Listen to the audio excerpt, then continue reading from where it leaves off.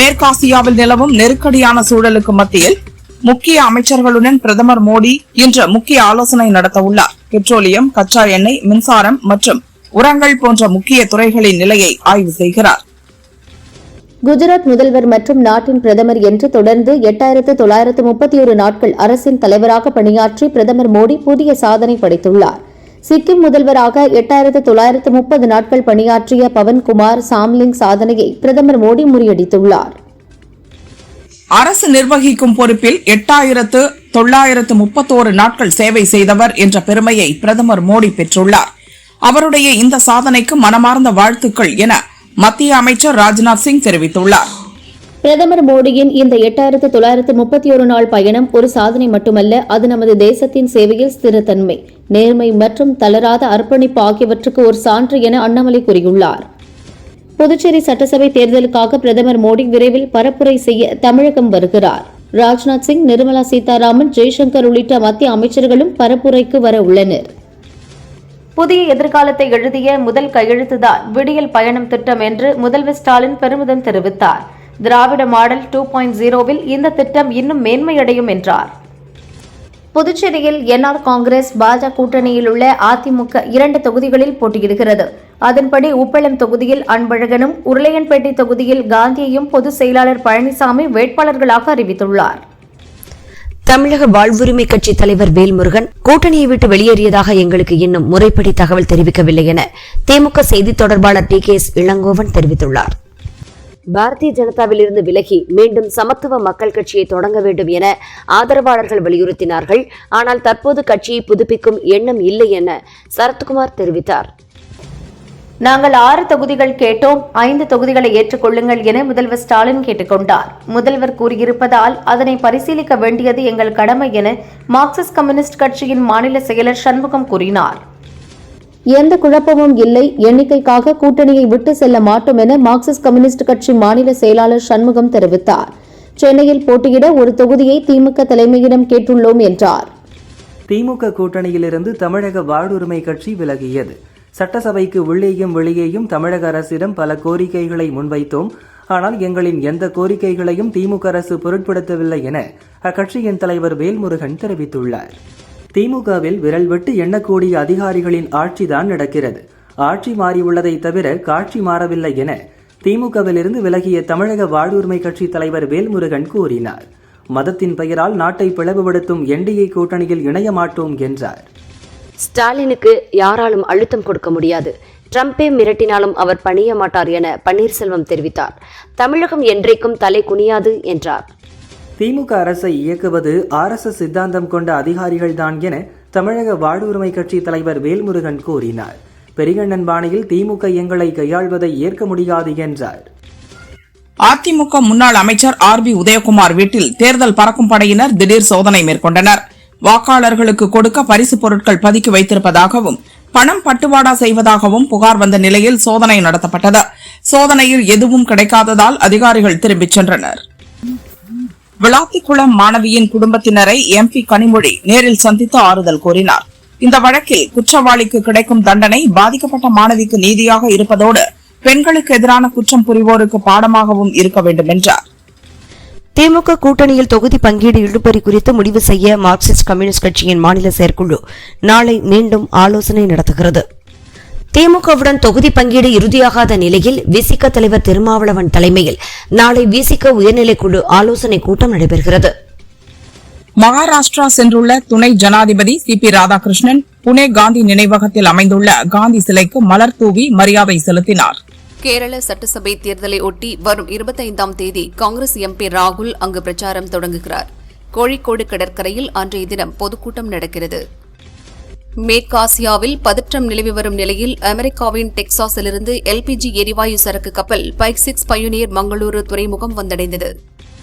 மத்திய கிழக்கு போரில் சிக்கி இதுவரை 6 இந்தியர்கள் பலியாகியுள்ளனர். ஒருவர் மாயமாகியுள்ளார். அவரை தேடும் பணியை தீவிரப்படுத்தவும் இறந்தவர்களின் உடல்களை விரைவாக தாயகம் கொண்டுவரவும் நடவடிக்கை எடுத்து வருவதாக மத்திய அரசு தெரிவித்துள்ளது. இஸ்ரேலுக்கு பதிலடி கொடுக்கும் வகையில் அந்நாட்டில் உள்ள அணுசக்தி நிலையங்கள் மீது ஈரான் தாக்குதல் நடத்தியது. இதில் 100க்கும் மேற்பட்டவர்கள் காயமடைந்துள்ளனர். ஈரானுக்கு எதிரான போரில் உலக நாடுகள் இணைய வேண்டுமென இஸ்ரேல் பிரதமர் பெஞ்சமின் நெதன்யாகு அழைப்பு விடுத்துள்ளார். பொதுமக்களை குறிவைத்து ஈரான் தாக்குவதாகவும் குற்றம் சாட்டியுள்ளார். ட்ரம்ப் விதித்த 48 மணி நேர கெடு முடிவதற்குள் எதிரிகளின் கப்பல்களை தவிர மற்ற அனைத்து கப்பல்கள் போக்குவரத்திற்கும் ஹார்முஸ் ஜலசந்தி திறந்தே இருக்கும் என ஈரான் அறிவித்துள்ளது. ஈரானின் எரிசக்தி நிலையங்கள் தாக்கப்பட்டால் அப்பகுதியில் உள்ள அமெரிக்காவுக்கு தொடர்புடைய எரிசக்தி நிலையங்கள், ஐடி கட்டமைப்புகள், கடல் நீரை குடிநீராக்கும் ஆலைகள் குறிவைக்கப்படும் என ஈரான் எச்சரித்துள்ளது. ஈரான் மீது நடத்தப்படும் வான்வெளி தாக்குதல்களை வரும் நாட்களில் பல மடங்கு அதிகரிப்போம் என இஸ்ரேல் பாதுகாப்புத்துறை அமைச்சர் கட்ஸ் எச்சரிக்கை விடுத்துள்ளார். அச்சுறுத்தல்களை முழுமையாக அகற்றும் வரை எங்களின் நடவடிக்கை ஓயாது என்றார். ஈரான் அமெரிக்கா போர் சூழலில் எரிபொருள் விலையை 25% உயர்த்துவதாக இலங்கை அரசு அறிவித்துள்ளது. 317 ரூபாயாக இருந்த 1 லிட்டர் பெட்ரோல் 398க்கு விற்கப்படுகிறது. டீசல் விலை லிட்டருக்கு 79 ரூபாய் அதிகரித்து 382க்கு விற்கப்படுகிறது. தவேக தலைவர் விஜய் மிகப்பெரிய திரை நட்சத்திரம். தனது திரை வாழ்வில் ஒருமுறை கூட தவறான பண பரிவர்த்தனை செய்ததே இல்லை. கருப்பு பணம் என்றால் என்னவென்றே தெரியாது என்று அவரால் சொல்ல முடியுமா என திமுக மீதான விஜயின் ஊழல் குற்றச்சாட்டிற்கு திவ்யா சத்யராஜ் கேள்வி எழுப்பியுள்ளார். திமுகவுடன் பயணிக்கத்தான் காங்கிரஸ் விரும்புகிறது. அதனால்தான் பேச்சுவார்த்தை நடத்தி கொண்டிருக்கிறோம். எத்தனை தொகுதி, எந்தெந்த தொகுதி என்பது குறித்து தலைமை பேசி முடிவெடுக்கும் என புதுச்சேரி மாநில காங்கிரஸ் தலைவர் வைத்திலிங்கம் எம்பி தெரிவித்துள்ளார். புதிய கட்சிகள் இணைப்பால் கடந்த தேர்தலை விட 14 தொகுதிகளை குறைத்து போட்டியிட திமுக முடிவு செய்துள்ளதாக தகவல்கள் வெளியாகியுள்ளன. 2021ஆம் ஆண்டு நடந்த தேர்தலில் 173 இடங்களில் போட்டியிட்ட நிலையில் இந்த முறை 159 தொகுதிகளில் திமுக களம் இறங்கும் என கூறப்படுகிறது. ஓய்வு பெற்ற ஹைகோர்ட் நீதிபதி தமிழ்வாணன் மறைவுக்கு முதல்வர் ஸ்டாலின் இரங்கல் தெரிவித்துள்ளார். தமிழ்வாணன் மறைவு செய்து அறிந்து வருந்தினேன். நீதி வழங்கும் பணியிலும் ஒடுக்கப்பட்ட மக்களின் உரிமைகளை காக்கும் பணியிலும் திறம்பட செயல்பட்டவர் என ஸ்டாலின் தெரிவித்துள்ளார்.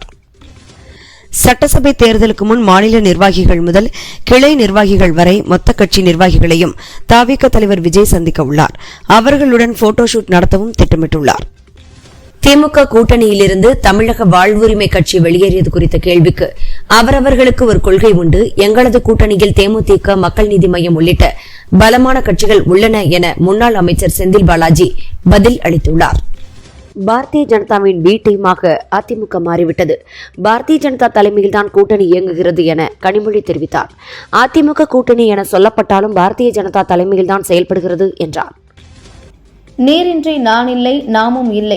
நாளை நமதாக்க நீர் அவசியம் என்று உணர்வீர் என உலக தண்ணீர் தினத்தையொட்டி மக்கள் நீதி மய்யம் தலைவர் கமல்ஹாசன் தெரிவித்துள்ளார். சட்டசபை தேர்தலில் நானும் ராதிகாவும் போட்டியிடப் போவதில்லை என சரத்குமார் தெரிவித்துள்ளார். தலைமை சொன்னாலும் கேட்கப் போவதில்லை என்றார்.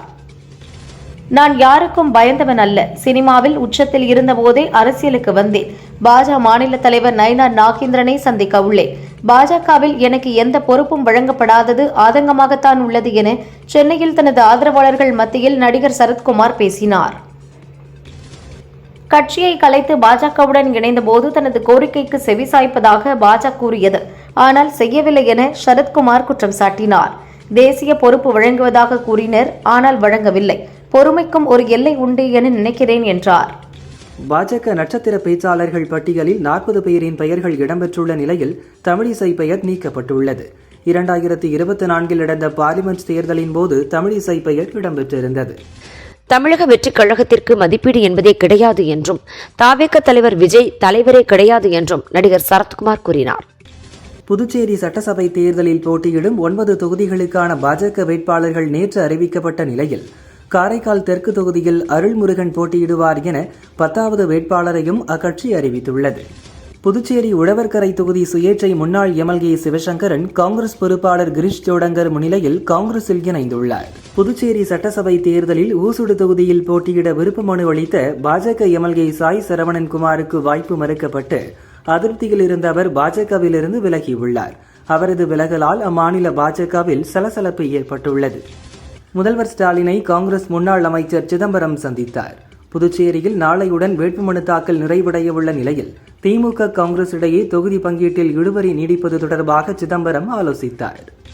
தமிழக பாரதிய ஜனதா மூத்த தலைவரும் நடிகருமான சரத்குமார் இன்று தன் ஆதரவாளர்களுடன் அவசர ஆலோசனை நடத்தி அடுத்த கட்ட முடிவெடுக்க உள்ளதாக தகவல்கள் வெளியாகியுள்ளன. புதுச்சேரியில் 12 மணி நேரம் காத்திருந்தும் பேச்சுவார்த்தைக்கு வராத காங்கிரஸ் கட்சியினரால் கடுப்பான திமுக பேச்சுவார்த்தை குழுவினர் கட்சி தலைமையில் தெரிவிக்க நேற்றிரவு சென்னை புறப்பட்டுச் சென்றனர். சினிமாவில் 3 மணி நேரம் நடிச்சுட்டு போற மாதிரி நடிச்சுட்டு போறார் விஜய். சினிமாவில் ரீடேக் எடுக்கலாம், அரசியலில் ரீடேக் எடுக்க முடியாது என தேனி முன்னாள் எம்பி ரவீந்திரநாத் கூறினார். புதுச்சேரியில் தாவேகா கட்சியினர் வேட்பாளர்கள் கிடைக்காமல் கஷ்டப்படுவதாக ஜோஸ் சார்லஸ் தெரிவித்தார். கூட்டணி கட்சியுடன் இணைக்காமல் ஆதவ் அர்ஜுனா கெடுத்துக் கொண்டு வருகிறார் என்றார். விஜயை முதல்வர் வேட்பாளராக அறிவிக்க பாரதிய ஜனதா தயாராக இருந்தது. விஜய் மதச்சார்பற்ற கொள்கையில் உறுதியாக இருந்ததால் தான் ஜனநாயகன் முடக்கப்பட்டுள்ளது என ஆதவ் அர்ஜுனா கூறினார். சிவகங்கை மாவட்டம் SS கோட்டை சோதனைச் சாவடியில் இன்று அதிகாலை நடந்த வாகன சோதனையில் மதுரையிலிருந்து கார்த்திகேயன் என்பவர் ஆவணமின்றி கொண்டு வந்த ரூபாய் 4.51 கோடி தங்க கட்டி பறிமுதல் செய்யப்பட்டது. பறவை காய்ச்சல் பாதிப்பு 99.9% மனிதர்களுக்கு பரவ வாய்ப்பில்லை. எனவே பொதுமக்கள் இதுகுறித்து அச்சப்பட தேவையில்லை என பொது சுகாதாரத்துறை இயக்குநர் சோமசுந்தரம் தெரிவித்தார். சென்னை மேடவாக்கத்தில் உள்ள ஒரு ஹோட்டலில் சாப்பிட வந்தவர்களிடம் சட்டவிரோதமாக சாப்பாட்டுடன் கேஸ் சிலிண்டருக்கும் கூடுதல் கட்டணம் வசூலிக்கப்பட்டது. இந்த சம்பவத்தால் வாடிக்கையாளர்கள் அதிர்ச்சி அடைந்தனர். உள்நாட்டு விமான கட்டண உச்சவரம்பை நாளை முதல் நீக்குவதாக மத்திய அரசு அறிவித்துள்ளது. அரசின் இந்த அறிவிப்பால் விமான கட்டணம் மீண்டும் பன்மடங்கு உயரும் சூழல் ஏற்பட்டுள்ளது. மூலப்பொருட்களின் விலை உயர்வு காரணமாக துணி துவைக்கும் சோப்பு, வாஷிங் பவுடரின் விலை உயர்த்தப்படும் என தமிழ்நாடு சிறு தொழில் சோப்பு உற்பத்தியாளர்கள் சங்கம் தெரிவித்துள்ளது. வியாபாரிகளிடம் பணம் பறிமுதல் செய்யும் நடவடிக்கையை தேர்தல் ஆணையம் கைவிட வேண்டும். 27ஆம் தேதிக்குள் நடவடிக்கை எடுக்கவில்லை என்றால் 31ஆம் தேதி சென்னையில் மாபெரும் போராட்டம் நடத்துவோம் என வணிகர் சங்க தலைவர் விக்ரமராஜா தெரிவித்தார். ஹைகோர்ட் முன்னாள் நீதிபதியும் தமிழக SC/ST ஆணைய தலைவருமான தமிழ்வாணன் உடல்நலக்குறைவு காரணமாக இன்று காலமானார். அவரது மறைவுக்கு அரசியல் தலைவர்கள், அரசு அதிகாரிகள் என பலரும் இரங்கல் தெரிவித்து வருகின்றனர். சாத்தான்குளத்தில் கடந்த 2020 தந்தை ஜெயராஜ், மகன் பெனிக்ஸ் இருவரும் போலீஸ் கஸ்டடியில் கொல்லப்பட்ட விவகாரத்தில் அனைத்து தரப்பு வாதங்களும் நிறைவடைந்த நிலையில் மதுரை மாவட்ட கோர்ட் நாளை தீர்ப்பளிக்கிறது. ஞாயிறு விடுமுறை தினத்தையொட்டி காரைக்கால் கிளிஞ்சல்மேடு கடற்கரையில் ஏராளமான டூரிஸ்டுகள் குவிந்து கடலில் குளித்து குதூகலித்து ஆனந்தமாக விளையாடி மகிழ்ந்தனர். ரயில் மீது கல்வீசி தாக்குதல் நடத்துவது கடுமையான குற்றம். இதற்கு 10 ஆண்டுகள் சிறை தண்டனை மற்றும் அபராதம் விதிக்கப்படும் என தெற்கு ரயில்வே எச்சரித்துள்ளது. CCTV மற்றும் நவீன கருவிகள் உதவியுடன் கண்காணிக்கப்பட்டு வருவதாக தெரிவித்துள்ளது. திருச்செந்தூர் தொகுதியில் போட்டியிடுவது குறித்து MP கனிமொழியிடம் செய்தியாளர்கள் கேட்டதற்கு பதிலளிக்காமல் கையெடுத்து கும்பிட்டவாறு சிரித்துக் கொண்டு சென்றார். நீர் நம்மை தாங்கி நிற்பதோடு மட்டுமல்லாமல் பூமியின் எதிர்காலத்தையும் வடிவமைக்கிறது. உலக தண்ணீர் தினத்தை முன்னிட்டு நீரின் ஒவ்வொரு துளியையும் சேமித்து அதை பொறுப்பாக பயன்படுத்துவதற்கான நமது உறுதிப்பாட்டை மீண்டும் வலியுறுத்துவோம் என பிரதமர் மோடி தெரிவித்தார். நாடு முழுவதும் வங்கிகள், ATM பரிவர்த்தனைகளுக்கான புதிய கட்டணங்கள், விதிகள் ஏப்ரல் 1 முதல் அமலாகின்றன. SBI வங்கி ATMகளில் 10,000க்கு மேல் பணம் எடுத்தால் OTP கட்டாயமாகும். நாட்டில் தொடர்ந்து 2வது ஆண்டாக 100 கோடி டன் நிலக்கரி உற்பத்தி செய்யப்பட்டு சாதனை படைக்கப்பட்டுள்ளது என மத்திய நிலக்கரி அமைச்சகம் தெரிவித்துள்ளது. இந்தியா தனது பாரம்பரிய ஏகாதிபத்திய எதிர்ப்பு நிலைப்பாட்டை துறந்துவிட்டு அமெரிக்காவின் அடிமை நாடு போல செயல்படுகிறது என கேரளா முதல்வர் பினராயி விஜயன் விமர்சித்தார். தலைநகர் டில்லியில் செய்ய வேண்டிய வளர்ச்சிப் பணிகள் குறித்து பிரதமர் நரேந்திர மோடியுடன் முதல்வர் ரேகா குப்தா ஆலோசனை நடத்தினார். பங்குனி 2ஆம் வாரத்தை முன்னிட்டு பாரம்பரிய பாடைக்கட்டி திருவிழா நடைபெற்றது. அம்மனிடம் மறு உயிர் வாங்கும் ஐதீகப்படி நோயுற்றவர்களை உயிருடன் பாடைக்கட்டி தூக்கி வந்து நேர்த்திக்கடன் செலுத்தும் இந்த வினோத நிகழ்வில் ஏராளமானோர் கலந்து கொண்டு சாமி தரிசனம் செய்தனர். ஸ்ரீரங்கம் மேலூர் 37 அடி உயர சஞ்சீவன ஆஞ்சநேயர் கோயில் கும்பாபிஷேகத்தை முன்னிட்டு புனித நீர் கலசங்கள், யானை, குதிரை கோலாட்டத்துடன் ஸ்ரீரங்கம் சித்திரை வீதிகளில் வலம் வந்து கோயிலை வந்தடைந்தது. நெல்லையப்பர் கோயிலில் பங்குனி உத்தரவிழா கொடியேற்றத்துடன் விமர்சையாக துவங்கியது. சிவாச்சாரியர்கள் வேத மந்திரங்கள் முழங்க கொடிமரத்தில் கொடியேற்றப்பட்டு மகா தீபாராதனை காண்பிக்கப்பட்டது. புதுச்சேரி சட்டசபை தேர்தலில் பாஜ-NR காங்கிரஸ் கூட்டணியில் இணைந்து போட்டியிடும் லட்சிய ஜனநாயக கட்சி தலைவர் ஜோஸ் சார்ல்ஸ் மார்டின் காஞ்சி காமாட்சியம்மன் கோயில், ஏகாம்பரநாதர் கோயிலில் வேட்புமனு மற்றும் கட்சியின் சின்னமான தர்பூசணியை வைத்து சாமி தரிசனம் செய்தார்.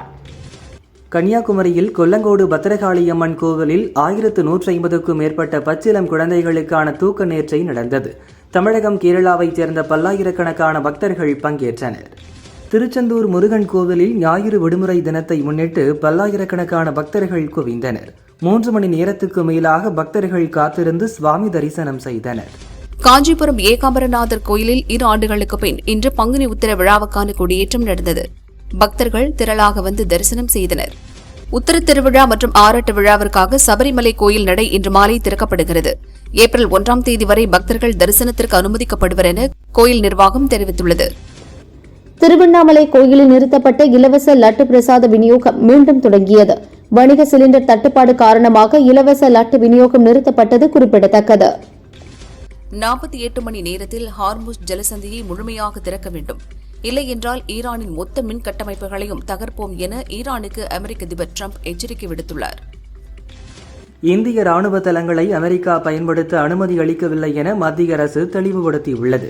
2016ஆம் ஆண்டு ஒப்பந்தப்படி எரிபொருள் நிரப்புதல், பழுதுபார்த்தலுக்கு மட்டுமே அனுமதி அளிக்கப்பட்டிருப்பதாக விளக்கமளித்துள்ளது. ஈரானின் தொடர்ச்சியான தாக்குதல்களை சவுதி அரேபியாவின் வெளியுறவு அமைச்சகம் கண்டித்ததுடன் அந்நாட்டு தூதரக ஊழியர்கள் 5 பேர் 24 மணி நேரத்திற்குள் நாட்டை விட்டு வெளியேறுமாறும் உத்தரவிட்டது. கத்தார் எல்லைக்குட்பட்ட கடல் பகுதியில் ராணுவ ஹெலிகாப்டர் ஒன்று விழுந்து நொறுங்கியதில் 6 பேர் உயிரிழந்துள்ளனர். தொழில்நுட்ப கோளாறு காரணமாக விபத்து ஏற்பட்டதாக கூறப்படுகிறது. சர்வதேச பொருளாதாரம் மற்றும் அமைதிக்கான மையம் வெளியிட்ட பயங்கரவாத குறியீட்டு பட்டியலில் பாகிஸ்தான் முதலிடம் பிடித்துள்ளது. 163 நாடுகளில் பயங்கரவாதத்தால் ஏற்பட்ட தாக்கத்தை அடிப்படையாக வைத்து இந்த பட்டியலை தயாரித்துள்ளது. அமெரிக்காவின் கூட்டாளியாக இந்தியா உள்ளது. அமெரிக்காவுக்கு இந்தியாவால் தான் ஆபத்து உள்ளது, அது எங்களுக்கு தெரியும் என இந்தியாவிற்கான பாகிஸ்தான் முன்னாள் தூதர் அப்துல் பஷீர் கூறியுள்ளார். நெல்சன் இயக்கத்தில் ரஜினி நடித்து வரும் ஜெயிலர் 2 படத்தின் படப்பிடிப்பு கிட்டத்தட்ட முடியவுள்ளது.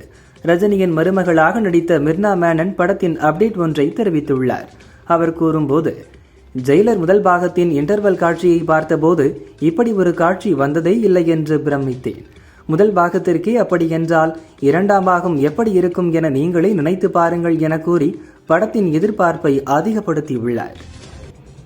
ஆதித்ய தர் இயக்கத்தில் ரன்வீர் சிங் நடித்த துரந்தர் படம் 1300 கோடிக்கு மேல் வசூலித்தது. இதன் 2ஆம் பாகம் 3 நாளில் 500 கோடி வசூலை தாண்டியது. படத்தை பார்த்த இயக்குனர் ராஜமௌலி, முதல் பாகம் ரசித்தேன், 2ஆம் பாகம் அதைவிட பிரம்மாண்டத்திலும் ஆன்மாவிலும் மிஞ்சிவிட்டது. படத்தின் அடிநாதமான உணர்வை படம் முழுதும் கடத்த இருக்கிறார்கள் என பாராட்டியுள்ளார். நடிகை திவ்ய வித்யா பல படங்களில் முக்கிய கதாபாத்திரங்களில் நடித்துள்ளார். இவர் அல்லு அர்ஜுனின் புஷ்பா 2வில் நடிப்பதாக அப்போது செய்தி வெளியானது. ஆனால் படத்தில் அவரது காட்சிகள் இல்லை. இது பற்றி பேசியுள்ள திவ்ய வித்யா, புஷ்பா 2வில் நான் 20 நாட்கள் படப்பிடிப்பில் பங்கேற்றேன், 10 நாட்கள் டப்பிங் செய்தேன். ஆனால் படத்தில் என் காட்சிகள் எதுவும் இடம்பெறவில்லை. இது எனக்கு மிகுந்த வலியையும் ஏமாற்றத்தையும் தந்தது என கூறியுள்ளார். நடிகை பிரியங்கா மோகன் முதன்மை கதாபாத்திரத்தில் நடித்து சமீபத்தில் வெளியான படம் மேட் இன் கொரியா. OTTயில் வெளியான இந்த படம் ஓரளவு கலவையான விமர்சனத்தை பெற்றது. அடுத்து சக்ரா இயக்குனர் MS ஆனந்தன் இயக்கத்தில் மீண்டும் முதன்மை கதாபாத்திரத்தில் நடிக்கிறார். இது தியேட்டரில் தான் ரிலீஸ் ஆகும் என்கின்றனர். படத்தின் தலைப்பு பற்றிய அறிவிப்பு விரைவில் வெளியாகிறது. இயக்குனரும் அரசியல் கட்சி தலைவருமான சீமான் இயக்கத்தில் மாதவன், பிஜு மேனன், பூஜா என பலர் நடிப்பில் 2006இல் ரிலீஸ் ஆன படம் தம்பி. விமர்சன ரீதியாக வரவேற்பை பெற்றாலும் வசூலில் தோற்றது. தற்போது 20 ஆண்டுகளுக்கு பிறகு தம்பி படத்தை ஏப்ரல் 17இல் ரீ-ரிலீஸ் செய்வதாக அறிவித்துள்ளனர். தெலுங்கு நடிகர் ஆதி தமிழில் மிருகம் படம் மூலம் அறிமுகமானார். அடுத்து பல தமிழ் படங்களில் நடித்தார். சமீபத்தில் மிருகம் பட அனுபவம் குறித்து பேசிய ஆதி, படத்தின் முதல் பாதியில் எடை கூட்டி நடித்தேன், இதற்காக கிடைக்கிறதெல்லாம் சாப்பிட்டேன். 2ஆம் பாதிக்காக 3 மாதத்தில் உடல் எடையை குறைக்க வேண்டிய கட்டாயம், இதனால் சாப்பிட முடியாமல் கை நடுங்கும் அளவிற்கு பலவீனமாக இருந்தேன். அந்த படத்துக்கு அந்த உழைப்பு தேவைப்பட்டது, செய்தேன் என்றார். திரைத்துறைக்கு எப்போதும் நல்ல படங்களையும் காமெடி படங்களையும் கொடுப்பேன். முக்கியமாக மக்கள் பிரச்சனைகளை என் மூலமா சொல்லணும்னு நினைக்கிறவங்க எந்த கதையா இருந்தாலும் எடுத்துட்டு வாங்க, நான் சத்தியமா பண்ணுவேன் என இயக்குநர்களுக்கு காமெடி நடிகர் யோகி பாபு அழைப்பு விடுத்துள்ளார். புஜ்ஜி பாபு சனா இயக்கத்தில் ராம் சரணின் பெத்தி படத்தில் ஜான்வி கபூர், சிவராஜ்குமார், ஜெகபதி பாபு, ஷோபனா என பலர் நடித்துள்ளனர். AR ரஹ்மான் இசை அமைத்துள்ளார். மார்ச் 27இல் ரிலீஸ் என அறிவித்த நிலையில் படப்பிடிப்பு முடியாததால் ஏப்ரல் 30க்கு தள்ளி வைத்தனர். தற்போது போஸ்ட் புரொடக்ஷன் பணிகள் முடிய தாமதம் ஏற்படுமாம். இதனால் மீண்டும் ரிலீஸ் தேதியை தள்ளி வைக்க உள்ளார்களாம். விரைவில் புதிய தேதியை அறிவிக்க உள்ளனர்.